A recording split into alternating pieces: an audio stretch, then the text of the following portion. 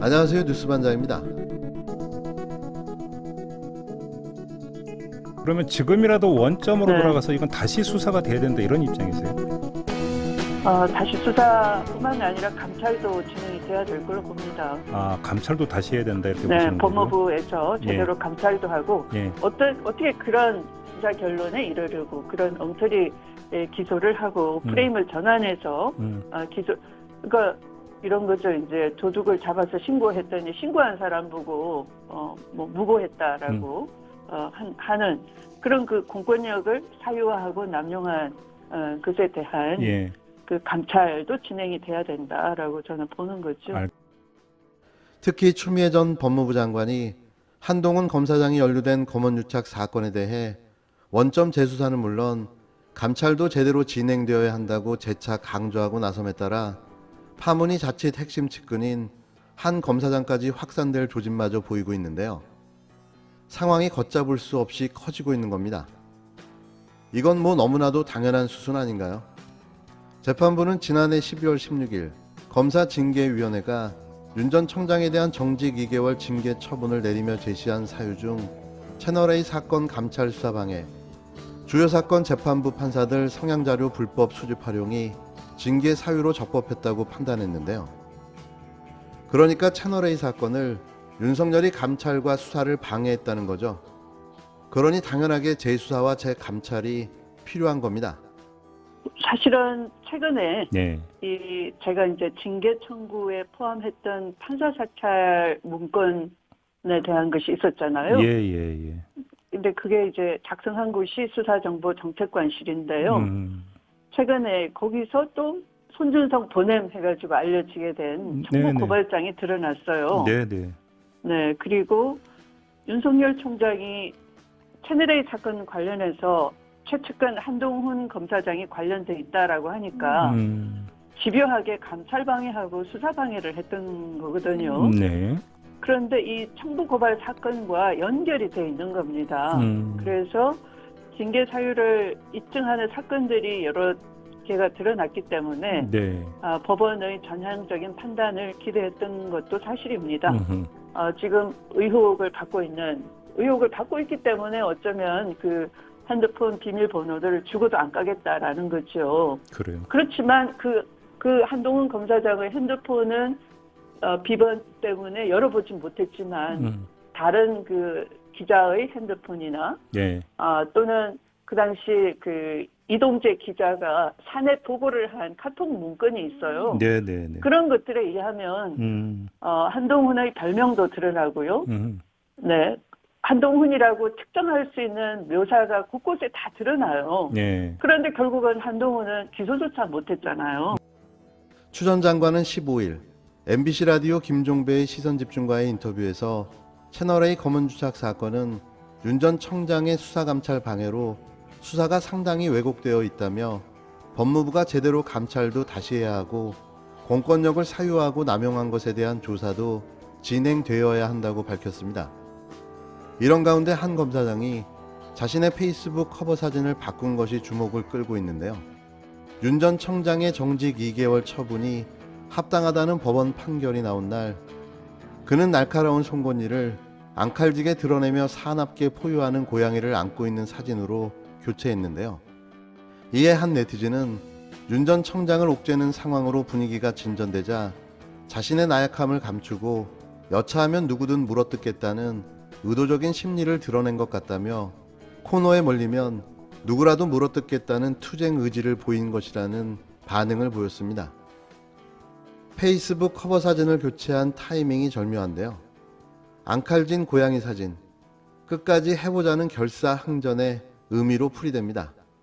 그런가 하면 핸드폰 비밀번호만 풀리면 모든 부조리가 백일하에 드러나게 될 것이고 그 순간이 임박하면서 불안감이 커진 게 아닌가 싶다며 하지만 조만간 꼬리를 내리는 처지를 면치 못하게 될 파국에 앞서 마지막으로 부리는 일종의 객기라는 해석도 나오고 있습니다.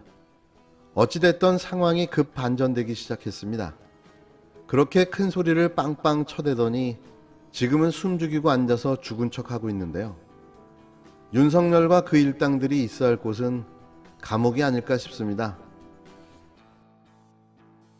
어제 법원이 윤석열 전 검찰총장의 징계 처분 취소 청구 소송에 대하여 징계가 적법하고 합법적이었다는 판결을 했습니다.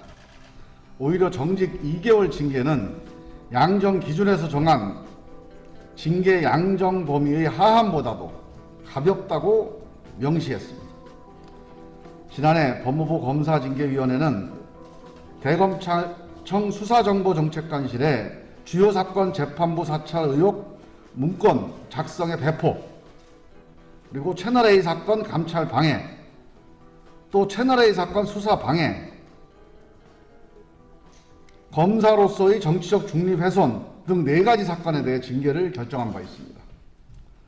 정치적 중립 훼손 말고 나머지는 모두 법원에서 인정되었습니다. 윤석열 전 총장은 징계 의결 당시 권력 수사에 대한 보복이다, 수사 저지 목적이다라고 매우 강력하게 반발했습니다. 일부 언론에서는 당시 윤석열 총장을 권력에 견제받고 탄압당한 이순신과 비교했고, 국민의힘은 상상 속에만 존재하는 징계 사유이자 조직폭력배들의 사적 보복이다, 이렇게 정치적 주장을 했습니다.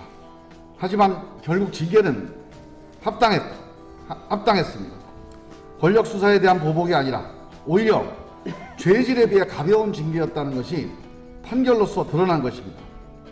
더구나 윤석열 총장 사임 후 최근 검찰 수사에서 드러나는 대검의 고발 사주 의혹, 김건희 도이치모터스 주가 조작 의혹 사건, 월성원전 고발 사건 등을 보면 윤석열 전 총장이 국민이 부여한 공권력을 사유하고 가족과 측근 수사 무마 등에 남용한 것이라는 의혹이 점점 더 명확해지고 있습니다.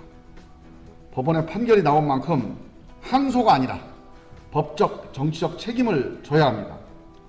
윤석열 전 총장이 징계를 받은 최초의 검찰총장이 된 만큼 또다시 무소불위, 권력 남용, 유아독전 검찰총장이 탄생하지 않도록 공수처와 검찰은 관련 범죄를 철저히 수사해야 할 것입니다.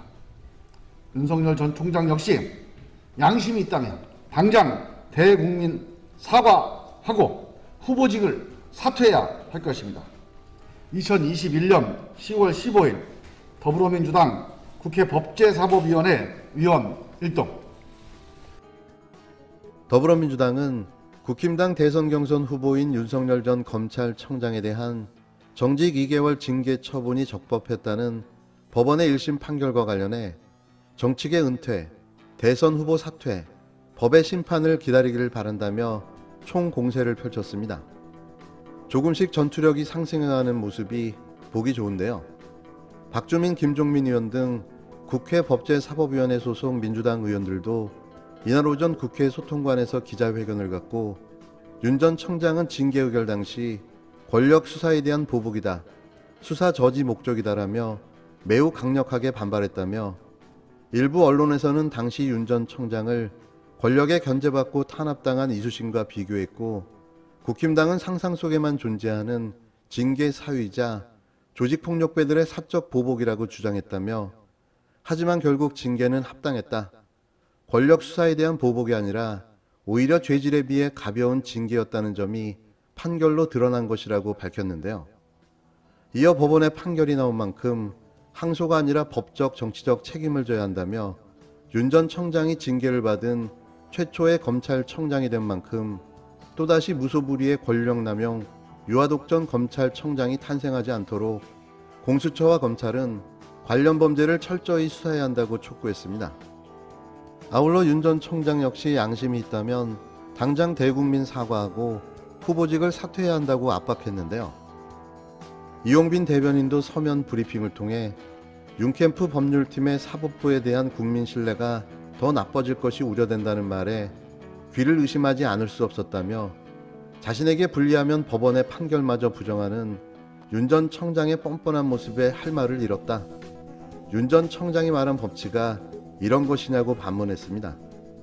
이 대변인은 검찰청장으로 사법정의를 세우기는커녕 법과 상식을 짓밟는 사람들에게서 민주주의, 공정과 정의를 바라는 것은 불가능하다면서 이제 더 이상 윤 전 청장에게 공정과 정의, 민주주의를 바라는 국민은 없을 것이다.